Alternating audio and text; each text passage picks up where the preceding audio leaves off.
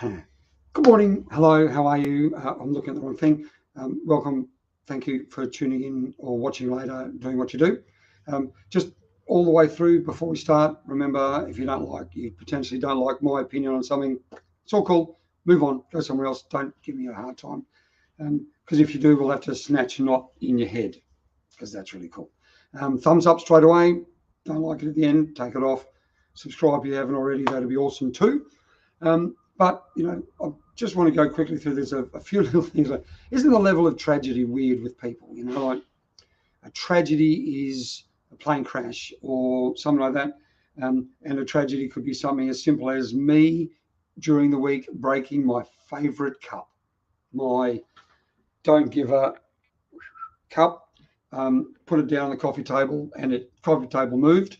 And I don't know how that happened. Like it wasn't where the cup should be, and I broke my cup. And to me, that was tragic. Maybe not as bad as a plane crash, but yeah, it's tragedy. So levels of tragedy are weird, aren't they? Where some people react so badly to something where another person doesn't. A little bit like subjective and objective truth, and whether something is hot or cold is sort of irrelevant. Like it's opinion based. So again, this is an opinion session, so my opinion counts to one person, and that's me. And if you don't like my opinion, absolutely fine. Don't care. Tell me if you like your opinion. I'd like to share your opinions, and we can have discussion about it. That'd be cool too. Those who like DAF on there, good morning, everybody who's on live. Thank you for being part of the process. Now, what I want to talk today, just a little bit on that rewind a fraction. Temperature, and I think I've talked about this before, but it seems to keep coming up. Objective and subjective, truth and not all truth. Let's look at the simplicity of weather. 20 degrees is 20 degrees, objective truth, that's the way it is. Someone from the Arctic will see 20 degrees is warm and balmy and comfortable. Someone from the middle of Australia, a desert area, will say that's freezing cold. So that's all subjective. The fact is it's 20 degrees. So let's try and work now on fact, not on someone's opinion or their version of the fact. So it sort of leads us into some discussions that I got some information through from input from Steve, and I'll just go through some of those with us today so we can sort of work on those opinion base for me. And one of the things that came out of last week or the week before was a governor in Arkansas who, God love her, female, obviously because it's a her, given what this is going to reference to, who put in legislation that it's sort of like an anti-woke laws, and that was saying that banning in government bodies or institutions any word other than he and her or she and he, whatever, for male and female. All the other stuff is not legally allowed to be used in Arkansas anymore in a government institution, which I think is absolutely great. And she also acknowledged that what a woman is a biological female. Great. And that's in law legislation in Arkansas. The question rises to this is, did it need to get to legislation stage? Did it need to get to the point where it had to be done legally? Or is just simple common sense to come in and go, no. I personally don't understand how I'm to remember any one person's, I'm not even using the word because it's absolute crap. If someone presents and legitimately presents, like you can't be a man in the beard wearing a dress and expect me to call you something else. If you're a good-looking man, strong, got muscles, you're a he. Beard or no beard, you see the way they walk, you're a he. If you're a woman who's feminine and present like femininity, everything about you, your structure is female, everything about you is female, you're a she. You can have a structure of a male and sort of present as a female, and then I don't know what you are, so I won't call you anything. But you're not going to be anything other than, because I don't know who you are. I'm not going to identify. Because I can't identify, I won't give you a he or a she. Simple as. And it's really, really simple stuff. Does that need to be legislated? Do we need to write laws to say this is the way it's going to be? Do we finally now have to say it's time? Let's put our foot down. I'm done with it. I'm over with this crap. I don't know if you're a Bambi or a buck or you're a thong or a shoe. I don't know. I can't identify any of those things. So as you look, that's how I'm going to talk. And I believe we all need to do that, because I think, again, this argument of the noisy majority of people out there, activists who have got no job, no career, no opportunity in life, so they just fight for absolute ridiculous causes. The majority of us are too silent. We're so complicit. We'll just go with whatever okay, we'll do what they say. We trust the government. Big mistake. The government should only be there to govern, not tell us how to be. And I think that's what they're doing. They're telling us how to be, and the majority of people are doing it. So in the comments, anywhere, put it up yourself, don't care how you do it. Anti-woke laws, should they be legislated, or do we just go, not doing it anymore, not accepting it? It's just like, it's not going to happen. All right, so anyway, your comments, your thoughts, your ideas, fantastic. In the live comments or in the comments below, put it in and I'll respond as best I can. I'm not big on the face, twit, talk, gram, book thing, but I'll do my best. So I'm flooded with my comments on my videos. There's I get so many, like 2 or 3. It's so hard to keep up with. But let's make it 10. That'd be awesome. Let's do that. All right. So what I want to work into with that, the woke thing, is the next part of that wokeness, and no disrespect to people of all nations for where they come from, but this whole idea of First Nations people. Okay, so who's the First Nations people? And I know Europe, I know, because Europe doesn't, okay, there's a big argument there. European people are watching like daft. You tell me. In Holland or the Netherlands, who's the First Nations people? I'll look at your comment here. Who's the First Nations people of the Netherlands? Was it the Vikings?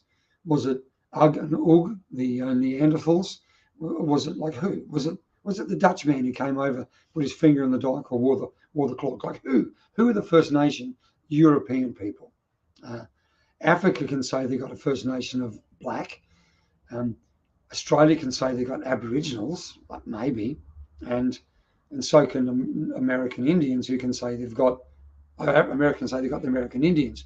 But as for those 3 cultures that I'm aware, and maybe South America, China. Well, they're the First Nation. They're the only nation. And no one's conquered China and colonized it. Use that stupid word. Let's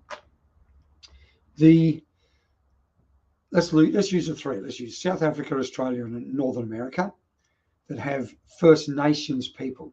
Right. So I saw Michael Knowles answer a question about First Nations people and identifying like who is the First Nations people. And I'll use them because I don't know the name of the Australian mobs. Now, in Australia, they don't call them tribes. I think the Indigenous people call them this mob and that mob are different tribes of Indigenous Australians. And the Apache and the Comanche are tribes of American Indians. Right? So the argument is, who is the First Nations people? Is it all of the Indians? Is it all of the Indigenous Australians as one nation? Or is it all of the African tribes as one nation? Now, I know the Indigenous people here in Australia are proud of their mob. So they'll know that they're from Arnhem Land or they're from Albany, WA, and their mobs are different. So they have, to the point of, I think I spoke about this a week or so ago, even to the point of going, the mob in Arnhem Land has got a different language and culture and heritage and history than the mob in Albany, WA, or in that region. So if we're talking about First Nations people, which mob are we talking about claims to be the First Nation? So as Michael Knowles said, the Apache and the Comanche are 2 separate tribes of American Indians. And if the Apache overrides and kills the Comanche, like all of them, and there's no more Comanche because the Apaches do it, are the Comanche the First Nation, or are the Apaches the First Nation because the Apache conquered? Is it okay for the Indigenous of any country to commit genocide on other Indigenous of that country? So the Zulu in South Africa, who wiped out I don't know how many, let's just say 10, it's probably more than that, full-on total genocide, men, women, children, puppy dogs and cats and whatever, of another warring clan, total genocide. Is that okay because it's black on black or African on African? Is it okay? And I don't think it's okay. I don't believe genocide is any way, shape or form okay, but I do know that it happens. I know that it's happened in Europe. I know it's happened in northern Italians maybe committed genocide to villages in southern Italy. I know it's happened in Russia. I'm sure it's happened in the UK, almost guaranteed it has. And Vikings come and destroy villages, like totally wiped out. The argument then is saying, well, it wasn't genocide because they were still English, or was it the whole tribe was wiped out, whole villages wiped out? It's genocide. The crap that's happening in the Middle East at the moment. Okay, it's not crap. People are dying, and that's tragic, and that's horrible. But when one says we can destroy that village and it's not genocide, but you destroy that is, it's like, yeah, I'm not going with that. So who's First Nations? What constitutes First Nation? Where do we go with that? Do we just say every culture, every single culture in this world has been conquered? Every single culture adopts and takes on the culture generally of the conquerors. Do they forget their origins? No. Should they? No. But they need to embrace the culture. If you want to embrace a culture of, let's say, we say the Indigenous Australians, because I'm an Indigenous Australian, and we now need as Australia to embrace the Indigenous culture. And to what degree do we embrace that culture? Do we go, we accept learning a few Aboriginal words? Okay, well which ones? Okay, do we learn from the Arnhem Land tribe or the South region tribe, or do we learn from the Gold Coast region tribe or the Alice Springs tribe? Which language are we going to learn when the One Nations group philosophy don't have one language? I'm sure that's the same in America. I'm sure the American Indians have their own culture, their own language, their own history and heritage. How can we learn and bring in a part of that other than to understand they respect nature? I think that's fantastic. Let's all respect nature. And if we want to label that as saying, we as the Westerners in these cultures accept and believe and bring in the wonder and joy of nature, and we respect Mother Earth, Gaia, let's do that.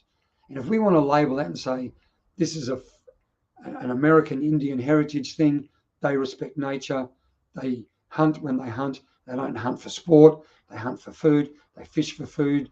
We'll do the same thing. I'm happy to bring in that and label it as American Indian culture. In America, I'm happy to bring that into Australia and absorb the Aboriginal culture of nurturing the land and looking after the animals, and the same in the African culture. But we can't teach a language. We can't teach a different culture because they're all so monumentally different. In small parts, they are so common in majority, but then so is white culture and First Nations culture. We are so the same in so many different things. I think what frustrates me is we don't look at the similarity, we look at the difference.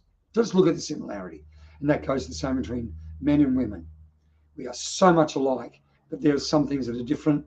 Why do some people harp and enhance and look at the differences? Let's go with the commonality. All right. So that said, anti-woke laws, anti-woke stuff is pushing us into this potential about the First Nations people and identifying and say, welcome to country. And in that in Australia, which is pretty silly because they don't know what country they're welcoming. But anyway, that goes into that point. And the big thing that's happening in Australia now, and I know it's also happening in America, is reparations. And again, that goes back to that last one of First Nations people. Who do you pay it to? As Michael Knowles says, do you pay reparations to the Apache who killed the Comanche? And do they recognise as First Nations, so only give it to the First Nations people, not the people who overthrew and wiped out my culture? There's an Australian, Warren Mundine, he's a big advocate for togetherness and not separateness, like what the vote was a little while ago. It was effectively apartheid in Australia. We're separating black and white. He's for joining together. I think he said, and it wasn't maybe not even him, that if you have family, white man has family buried in the land, then we are part of the land. And if I've got heritage, I can trace. Well, my father did it before he passed away.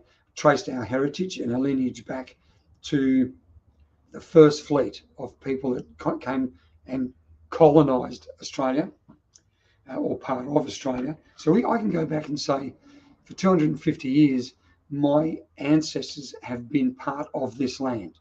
So technically, according to this Aboriginal elder, I am now part of the First Nations people. I have had my ancestors buried in the land, and therefore I am part of the land. That is gold. I think that is where it needs to be. If we have ancestors in the land, we are part of the land. Reparations, who do you then pay it to? Everything that is suffered to me by the people in my past, by the ancestors in my world, do I seek reparations from them? I'm red-skinned. Like, I'm red-skinned. Actually, so I should be American Indian. I don't go figure that one. How are they redskins when they're more brown than they are red? Yeah, don't go there. I'm a redskin. I'm a pommy. Does that colour come from pomegranates? Because that's red. So I burn in the sun. Okay, I'm a redskin.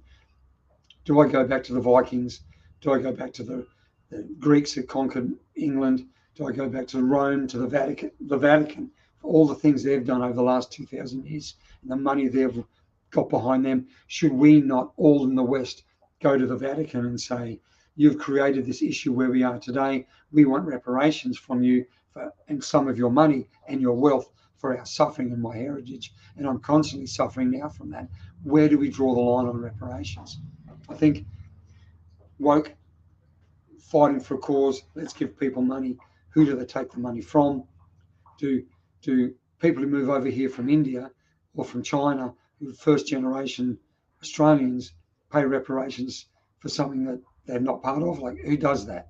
Do everyone? It's just absolutely ridiculous. And I can say that because if it gets done in that case, where multiple tribes, multiple cultures, multiple people of a nation get reparations, the black people from Africa, well, okay, so they didn't come over, they're descendants in this world. Who do you give it to? You can't give it to the person who suffered because they're dead. Okay, maybe the argument could be said that there's been racial discrimination and that's been hard and that's unfair, and some people are now today suffering from that racial discrimination. Okay, well, PTSD, yeah, give them some therapy, give them a band-aid, help them out, do what you can to make them better, but don't give them money, because most of the people want that money won't know what to do with it. They'll blow it on stupidity of things, and they'll be broke, and they'll blame us for them being broke because we gave them the money. Let's not go down that path. I don't think that's at all relevant and necessary for us to go further forward into the future. Let's all embrace our nationality. And I'm Australian. Everybody in here is Australian. Let's all be Australian. In America, you're American. You want to change your name, but you're all one people. Africa, maybe a little different. There's so many independent countries in Africa. You can't make Africa one country. But you're in Mozambique and you're in the Sudan, then be Sudanese. That's just all you need to be. Don't try and want them to accept anything else. If I move to Ethiopia and I try and enforce my white privilege in Ethiopia, I'm sure I'll get dead like that. So understanding white privilege is just a ridiculous thing to say. Everyone has privilege. And unfortunately, as far as I'm concerned, in today's world, black people aren't discriminated against and prejudiced against or put aside in the court system as much as single white men. You want to look at an oppressed and a group of people that are marginalised? Let's look at them. Not even single. Let's look at white men. Let's look at them as a group of people who have been most set upon in the last 50 years, the most criticised, the most condemned, the most put down, the most hated, the most blamed for all the world's problems are white men. Not white women, because my God, they're oppressed. But they're probably next on the line of white privilege because they're white and they're women. Let's get over this crap and go, everyone is to a degree. Let's fix it. All right, let's move on. Anywho, take a breath. Have a sip of water out of my not good cup. But anyway, don't give a rat's ass. So I know you're all sitting there looking, going, wow, David looks sharp today. Look. I had a beard trim. I have my Jericho products on. That's down there. Have a look. Jericho. Get it. They ship Australia-wide. They're not sponsoring this. I just like this stuff. It smells really good. Ocean vibes is what I've got on today. But I had a trim. Let me know what you think. I'm working on developing maybe an undercut. Yeah. Not Viking undercut. Anyhow, change the subject. Okay, so finally, I'm going to paint a tree in my house blue, like bright blue. There's a project in Australia. It's called the Blue Tree Project, believe it or not, because it's something to do with blue trees. But this is the website. I haven't got the link in the bottom of the description, but I will put it in there. It's an initiative for awareness of mental health. So if you to have a look at the web page and you go through, I'll let you get on the page for you and it'll have a little look at this. If I can find where I put it on my screen, and I probably can't because it's everywhere. There we go. The list of trees. So what you do is you paint a tree like this tree. It's a dead tree, right? So don't paint a live tree. Hey, let's keep you painting a dead tree because dead trees are cool. Oh, wrong one. So as you go down this on this website, you register. You paint a tree blue and you register a tree. And at the moment, the count of trees, as it says there, because I know you guys can read, is 1,063. So that's a lot of trees. And then in there's a list of the trees. New South Wales, Queensland, there are just 1,000 of them plus. All at this stage, you can see all in Australia, Tasmania, ACT, WA is where it started, initiated in WA. There are heaps of trees. But what I find really cool in this is that is now branched. Look at that, Jesus, stop now. We are in around the world. This Blue Tree Project is in Asia, South and North America, and Africa, and UK, and Europe. I would really, really be grateful if all of us start to look a little bit more at understanding mental health. And it came from tragic death of a young person in Western Australia, and I think it was the mother or sister started this project of painting trees to raise awareness of mental health. So it's not directed at women or directed at men or directed at a cultural group or a whatever condition. It is directed at the awareness of mental health. And in my view, from my experience, and I know a lot of you have the same, there's so many things that have changed and so rapidly changed in the last 40 and 50 years that it's really hard for people to keep up with the changes. My stepmom's 95 next year, and she's seen so much changes. The Depression, the First, Second World War, all the things have changed in the last 50 years with rights and technology. She just can't keep up, and she is almost in a depressed state. Apart from being 94 and in an old people's home, which puts you in that state anyway, generally speaking, she's just overwhelmed with the technology and the changes. So mental health isn't an issue for people who are sick. It's an issue for everybody. And I think even if you have an injury, like I have a back injury, it doesn't really stop me doing something, but I have a little bit of a gait walking problem because of it. And sometimes that gets me down. And we need to be able to find people to speak to. So men in particular, find a group. Don't go to a men's group. Oh, okay. Sometimes men's groups are good. I've had bad experiences with 2 or 3 men's groups where they sit around in a stick and whinge and carry on like bitches. It's not what a men's group needs for me. I'm now working with a good friend and we're doing stuff and we're talking, chewing the fat. We're doing everything while we're working. Fantastic therapy. It's just awesome. And thank you, Jeep, for that. That's really cool that we're doing that. It helps me and relieves me of basic stresses and anxieties. Go to a mate, help him out in his yard, do some stuff, work with these people and talk while you're doing it. Let it all out. And there's no venting, there's no, let's sit down and face to face try and solve a problem. It could lead to that. And if that works, that's great. But let's be aware of this mental health. And if you could, get onto this website. I'll add it to the link. I'll add a link to it in the description. So come back and have a look at it. It's the Blue Tree Project. It's actually literally Blue Tree Project, no spaces.com.au. And if you're watching this now, open up another tab in whatever browser you use and go bluetreeproject.com.au. Find out what to do. Again, I'll just show you that if you go to the website, at the bottom of the tree list, don't you love it when you're trying to make that work for you? Click.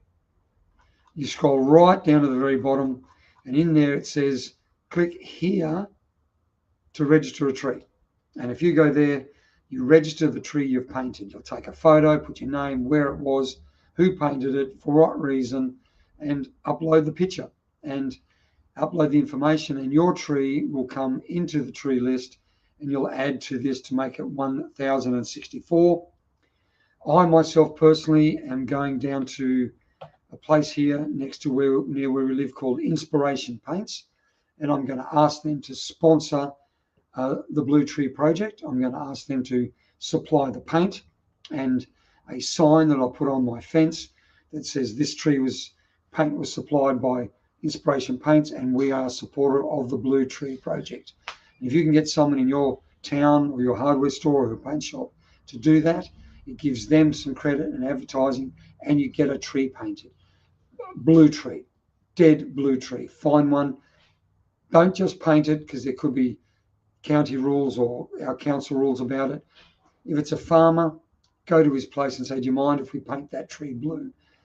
And paint it blue. Get people involved in it. Let's raise awareness for mental health. I think it's a really cool thing to do. And credit to the people who started the project and the idea of painting a tree blue. It's a starting of a talking point. And I think it's a really cool talking point to go into. Daffodil says there's no trees to paint here. Paint a windmill. Go to a windmill, paint a windmill blue. Everything.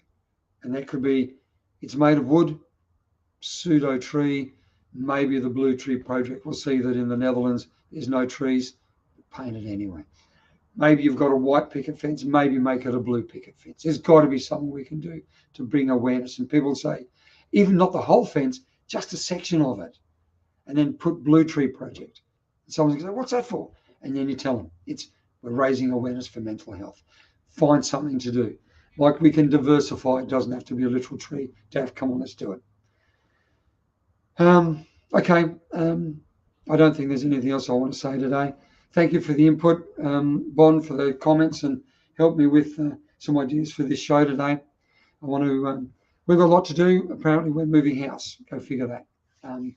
We've got to do it within a month, which is really, really busy. So I might be a little bit short on my lives or my shows over the next month, but I'm going to make it happen. All right. So even if it's short, give me some input on the below. Like it.